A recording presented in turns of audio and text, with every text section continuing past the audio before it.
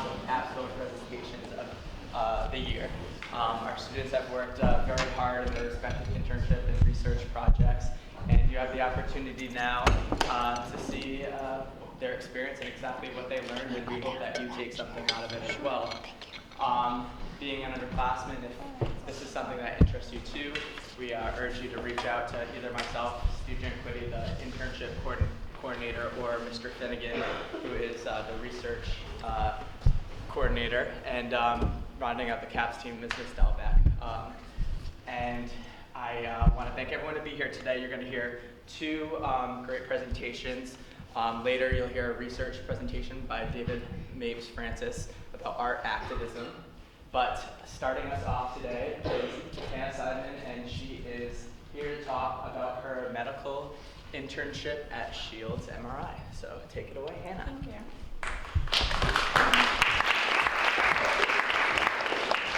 So good morning, everyone. I'm Hannah Seidman, and I did my internship at Shields MRI in Framingham. So I'm going to be talking a little bit about some of my experiences, my takeaways, and some points that I hope to leave you all with once I'm finished. So to start with, raise your hand if you've ever had an MRI. Good.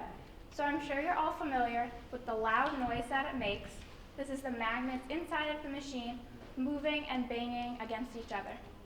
I'm sure you also remember having to take off jewelry, your belts, anything magnetic. So I'll explain a little bit about why this is and some physics of how the machine works. So during each scan that the MRI takes, there are a series of 3 pictures taken in 3 different planes. The first is in the axial or transverse plane, the second is in the coronal or frontal plane, and the third is in the sagittal or medial plane. So the reason why these 3 pictures are taken in the different planes is so that when the radiologist reads the film, this enables them to almost create a 3D depiction of the body part that they are looking at, and this better identifies smaller tears or fractures that may appear in one plane but not be as visible in another. So MRIs also use a very strong magnetic field, and I'm sure we're all familiar with magnets because we encounter them in our everyday lives. They're in our cars, in our televisions, they're in compasses, they're even just there to hang pictures on our fridges. So this is a very simple magnet, but here are some images of what the magnet inside the MRI actually looks like.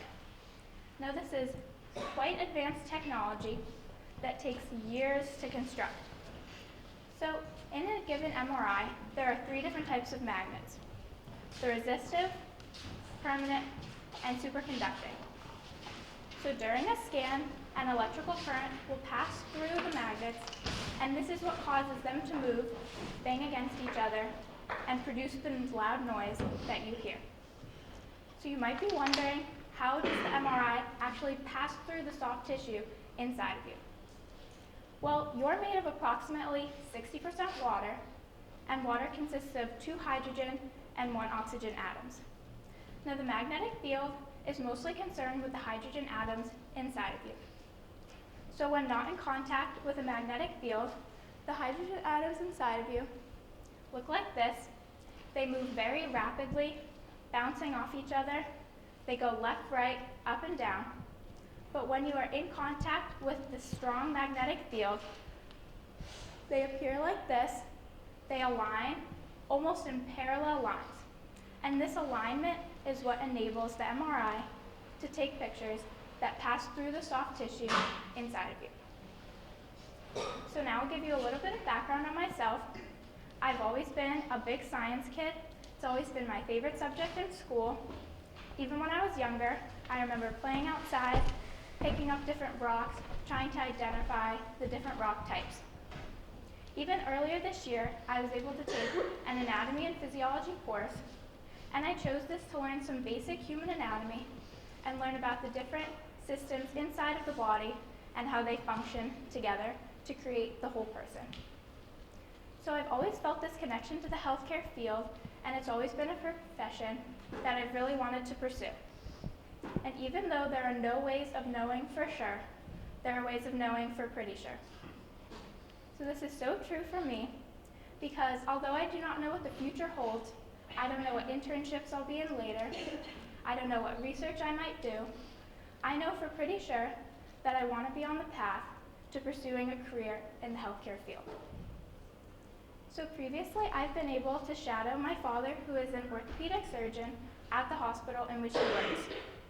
So I learned a lot about orthopedics, such as different types of bone fractures, why some are treated surgically versus non-operatively. I learned about how the ligaments and tendons inside of us connect our bones and enable us to have motion. So I really loved learning about orthopedics, but for this opportunity, I wanted to venture out into a new field of healthcare. So this is how I found myself in the world of radiology. Now, radiology is the first step in an orthopedic patient's road to recovery, because once they receive their diagnosis from an MRI, they are then able to work with their orthopedist and create a plan for recovery, whether it be surgically or through physical therapy or something else. So at my internship, I worked 4 main positions. First, I was able to work as a secretary, and I learned great communication skills and how to work well with other people.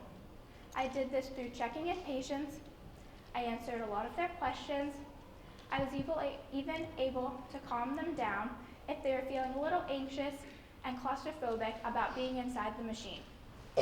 I also spoke with physicians over the phone and worked on patient charts. So I learned how a secretary functions, not just in the MRI world, but in the healthcare field in general. Next, I was able to work with the MRI technicians, and this is where I learned most of the physics about how the machine works. So I was able to follow the techs from when they got the patient, interviewed them, injected contrast intravenously through an IV if it was necessary for the scan, up until they scanned the patient and when the patient left. Next, I was able to work with the radiology assistant, Anna, and she performs a procedure called an arthrogram. So an arthrogram is just a better way of looking inside of a joint, and I'll get into that in a few minutes. But as you can see in the pictures, I'm wearing lead, and although the MRI does not give off any radiation, X-ray is used for an arthrogram procedure to allow the radiology assistant to insert the needle and have proper needle placement inside of the joint so the contrast can be injected successfully. Lastly, I was able to work with the radiologist, and as I'm shown in the pictures here, I am sitting in the reading room, which is where he spends most of his day. So he will pull up scans on the screens, read through the scans, diagnose the patient, and then dictate his findings. And through this, I learned so much anatomy because I was able to see such a wide variety of scans. I saw brain scans, cervical, thoracic, lumbar spines, shoulders, elbows, wrists, abdomens, prostates, hips, knees, ankles, you name it, I have probably seen it. So I'll get into a little bit more about what an arthrogram is. So an arthrogram is a procedure that is done before an MRI, and this is usually requested by a physician who believes their patient might have a tear inside of the joint that would otherwise not show up with a non-contrast MRI. So lidocaine is first injected, and this is a local anesthetic numbing so that the patient experiences less pain when the bore needle is then inserted to inject the contrast into the joint. So this photo right here, that is an X-ray taken during an MRI, and as you can see, the white line is the needle that is inserted into the joint.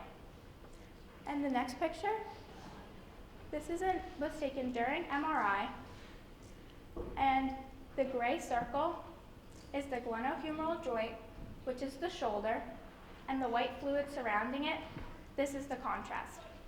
So as you can see, it shows up so much more clearly, and the anatomy is better, easier to identify when the contrast is injected.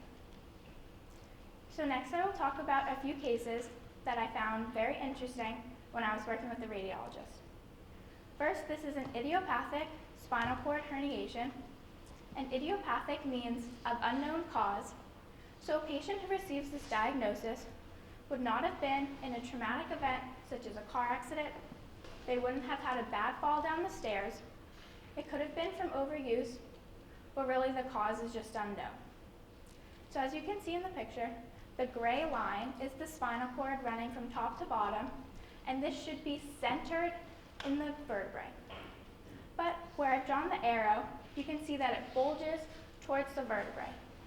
Now this is an abnormality, which fortunately can be diagnosed through MRI, and the patient can then receive the recovery that they need. Next, this is a right prefrontal lobotomy, and the frontal lobe is the area in the front of the brain that controls thought processes and simple motor movements. The lobotomy is the surgical removal of a portion of the frontal lobe. And this procedure is usually done for a patient who has a tumor in their frontal lobe, so it is surgically removed to avoid the otherwise fatal cause. Now, I found this case very fascinating because I was able to speak with the patient, and they had no problems when it came to their speech, no disability when it came to their movement, and it's so fascinating, the brain's plasticity of how it can make up for the missing portion. Next, this is an x-ray of a right knee with an osteochondroma. An osteochondroma is an abnormal bone growth, usually stemming from the growth plate. Now, these are most always benign, which means non-cancerous, so they will probably not be removed because they're causing the patient no real harm. Lastly, I have an image of a brain angiogram, and this is showing the circle of Willis. So a brain angiogram is a few extra scans that are added on to the end of a patient who is already receiving the brain MRI scan. The circle of Willis is the collection of arteries in the center of the brain. So for this scan, the patient receives contrast intravenously through an IV, and as you can see, the white squiggly lines are the arteries inside of the brain, and they appear white because the contrast is flowing through them. So they're easily identifiable from the gray matter, which is the brain. And this scan is usually given to a person who is at high risk for developing a brain aneurysm, which is the bulging of the arteries inside of the brain. So there are things that you can do today that years ago there was nothing. The community today needs to know that with MRI and the current medication, the view is good. This is so true because I was able to see full circle patients come in, get their MRI done, and within hours receive a diagnosis. Now, decades ago, the technology was not this advanced to see inside of people. Surgical exploration was used, which means the patient is taken to the operating room, opened up, and the surgeon literally explores inside of them to locate the injury. Now, fortunately, the technology is so advanced now that we can see inside of people without the need to open them up. So some of my takeaways from my internship, I learned so much about how a healthcare group functions in today's world. I especially loved learning all about human anatomy. And my internship really reaffirmed my thoughts that I do